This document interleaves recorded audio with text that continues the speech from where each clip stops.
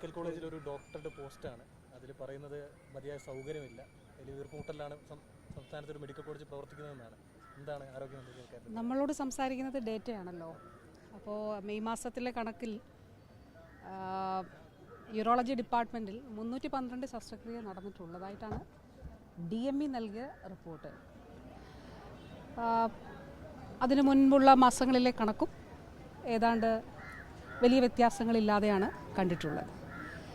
ഇന്ന് DMEയുടെ റിപ്പോർട്ട് അനുസരിച്ചാണെങ്കിൽ, അപ്പോൾ പ്രഥമമായിട്ടൊരു ഫോണിലാണല്ലോ ഇക്കാര്യം ഇന്ന് ഇങ്ങനെ ഒരു സംഭവം ശ്രദ്ധയിൽപ്പെട്ടപ്പോൾ അന്വേഷണം നടത്തിയത്.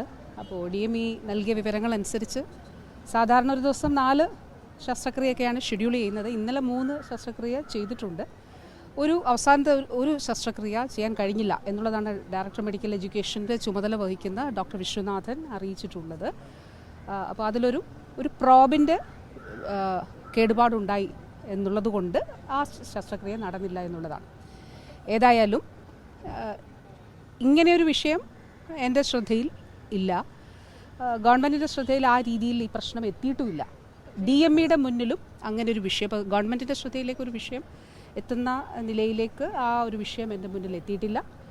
DMEയുടെ ശ്രദ്ധയിലും ഈ വിഷയമില്ല എന്നുള്ളതാണ് പറഞ്ഞത്. അപ്പോൾ എന്താണ് എന്നുള്ളത് അത് സമഗ്രമായിട്ട് നമുക്കൊന്ന് അന്വേഷിക്കാം. അന്വേഷിക്കട്ടെ. നമുക്ക് അപ്പോൾ തിരുവനന്തപുരം മെഡിക്കൽ കോളേജിനെ സംബന്ധിച്ചിടത്തോളം ഓരോ ഡിപ്പാർട്ട്മെൻറ്റ്, ഞാൻ യൂറോളജിയുടെ മെയിലെ കണക്ക് ഡയറക്ടർ മെഡിക്കൽ എഡ്യൂക്കേഷൻ എനിക്ക് നൽകിയ കണക്കാണ് ഞാൻ നേരത്തെ ഇപ്പോൾ പറഞ്ഞത്. 312 ശസ്ത്രക്രിയകൾ നടന്നു എന്നുള്ളത് അതൊരു ചെറിയ നമ്പറല്ല. അതോടൊപ്പം ഇന്നലെ ഒരു 4ാമത്തെ ശസ്ത്രക്രിയ നടക്കുന്നതിന് തൊട്ട് മുൻപാണ് ഈ പ്രോബിന് ഒരു വിഷയമുണ്ടായി, അത് നടക്കാതെ പോയത്. അപ്പോൾ സംസ്ഥാന സർക്കാരിനെ സംബന്ധിച്ചിടത്തോളം ഓരോ ആളുകളും പ്രധാനപ്പെട്ടതാണല്ലോ. ഇപ്പോൾ ഉദാഹരണം പറയട്ടെ, 2021 സൗജന്യ ചികിത്സയ്ക്ക് ക്ലെയിം സംസ്ഥാനത്തുണ്ടായിരുന്നത് 2.5 ലക്ഷമാണ് നമ്മൾ സംസ്ഥാന സർക്കാർ കൊടുത്തത്. 2024 സൗജന്യ ചികിത്സയുടെ ക്ലെയിം 6.5 ലക്ഷമാണ്. അതായത് ഒരു 3 ഇരട്ടിയോളം വർധനവ് ചികിത്സയിൽ സർക്കാർ ആശുപത്രികളിൽ, കൂടുതലായിട്ട് സർക്കാർ ആശുപത്രികൾ ആണല്ലോ. ഇപ്പോൾ ഈ എംപാനൽഡ് ആശുപത്രി, സ്വകാര്യ ആശുപത്രിയെയും സർക്കാർ ആശുപത്രിയിലും നമ്മൾ കൊടുക്കുന്ന പണം, സൗജന്യ ചികിത്സയ്ക്ക് കൊടുക്കുന്ന പണം നോക്കുമ്പോൾ അതിൻ്റെ മേജർ പോർഷൻ വരുന്നത് സർക്കാർ ആശുപത്രികളിലാണ്. അപ്പോൾ സർക്കാർ ആശുപത്രികളിൽ ഗണ്യമായിട്ട് നമ്പർ ഓഫ് കേസസ്, അതുപോലെ ട്രീറ്റ്മെൻറ്റ് വർദ്ധിച്ചിട്ടുണ്ട് എന്നുള്ളതാണ് കണക്ക് നമ്മളോട് സംസാരിക്കുന്നത്. ഞാനീ പറഞ്ഞത് സ്റ്റേറ്റ് മാത്രമല്ല, അപ്പം കേന്ദ്രം 10% താഴെ മാത്രമേ സൗജന്യ ചികിത്സ നൽകുന്നുള്ളൂ എങ്കിൽ പോലും അവരുടെ സോഫ്റ്റ്വെയർ വഴിയാണ് നമ്മളിത് രജിസ്റ്റർ ചെയ്യുന്നത്, ഓരോ സിംഗിൾ കേസും. അപ്പോൾ അതിൽ ഗണ്യമായ വർധനവ് ഉണ്ടായിട്ടുണ്ട്.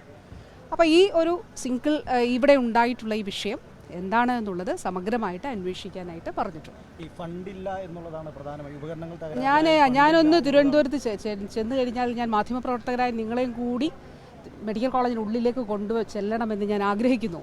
എന്തുകൊണ്ടെന്നാൽ 700-ലധികം കോടി രൂപ കിഫ്ബിയിലൂടെ അനുവദിച്ച മെഡിക്കൽ കോളേജാണ് തിരുവനന്തപുരം മെഡിക്കൽ കോളേജ്. പുതിയ MRI, പുതിയ CT സ്കാൻ, പുതിയ സംവിധാനങ്ങൾ, യൂറോളജിയിൽ ഗണ്യമായിട്ടുള്ള ഒരു ഭാഗം ഈ കിഫ്ബിയിലൂടെ അനുവദിച്ച എക്യുപ്മെൻറ്റ്സിന് വേണ്ടിയിട്ട് അനുവദിച്ചത് യൂറോളജി ഡിപ്പാർട്ട്മെൻറ്റിനും അനുവദിച്ചിട്ടുണ്ട്. നിങ്ങൾ എൻ്റെ കൂടെ ഒന്ന് വരണമെന്ന് ഞാൻ അഭ്യർത്ഥിക്കും. ഞാനൊന്ന് വരട്ടെ തിരുവനന്തപുരത്ത്, നമുക്കൊന്ന് പോയി നോക്കാം. തിരുവനന്തപുരം മെഡിക്കൽ കോളേജിൽ പുതിയ എക്യുപ്മെൻറ്റ്സ് ഉണ്ടോ, പുതിയ സംവിധാനങ്ങളുണ്ടോ? ഈ കാലഘട്ടത്തിലാണ് അവിടെ തിരുവനന്തപുരം മെഡിക്കൽ കോളേജിനെ എമർജൻസി ഡിപ്പാർട്ട്മെൻറ്റിനെ ICMR ഒരു മോഡലായിട്ട് എടുത്തത്. ഒരു മോഡലായിട്ട് എടുത്തുകൊണ്ട് ആ ICMR സപ്പോർട്ട് നമുക്ക് നൽകിയത്. ഈ കാലഘട്ടത്തിലാണ് അവിടുത്തെ ന്യൂറോളജി സെൻറ്ററിനെ സ്ട്രോക്ക് സെൻറ്ററായിട്ട്, കോംപ്രിഹെൻസീവ് സ്ട്രോക്ക് യൂണിറ്റായിട്ട് ICMRും അംഗീകരിച്ചു. ICMRൻ്റെ ഡേറ്റ രജിസ്ട്രി അവിടെയുണ്ട്. അപ്പോൾ ആ നിലയിലായി. ഈ കാലഘട്ടത്തിലാണ് SIT അപൂർവ രോഗ ചികിത്സയിൽ രാജ്യത്ത് 10 ആശുപത്രികളിൽ തിരഞ്ഞെടുത്തതിൽ ഒരു ആശുപത്രി SIT ആയത്. ഞാൻ തിരുവനന്തപുരത്തിൻ്റെ കാര്യം മാത്രമാണ് പറഞ്ഞത്. അപ്പോൾ തീർച്ചയായിട്ടും ഓരോ വ്യക്തിയും പ്രധാനപ്പെട്ടതാണല്ലോ. അതുകൊണ്ടാണ് സർക്കാർ ഇത്രയും കാര്യങ്ങൾ ചെയ്യുന്നത്. ഞാൻ പറഞ്ഞില്ലേ, 2.5 ലക്ഷം ചികിത്സാ ക്ലെയിമിൽ നിന്ന് ഒരു 6.5 ലക്ഷം ക്ലെയിം എന്ന് പറയുമ്പോൾ 1600 കോടി രൂപയാണ് ഒരു വർഷം സൗജന്യ ചികിത്സയ്ക്ക് സംസ്ഥാന സർക്കാർ നൽകുന്നത്. മരുന്നുകളുടെ കാര്യത്തിലും ഇത് നമുക്ക് കാണാനായിട്ട് കഴിയും. അപ്പോൾ തീർച്ചയായിട്ടും പക്ഷേ ഈ ഉന്നയിക്കപ്പെട്ട ഈ ഒരു വിഷയം എന്താണ് അവിടെ സംഭവിച്ചത് എന്നുള്ളത് തീർച്ചയായിട്ടും ഒന്ന് അന്വേഷിക്കട്ടെ.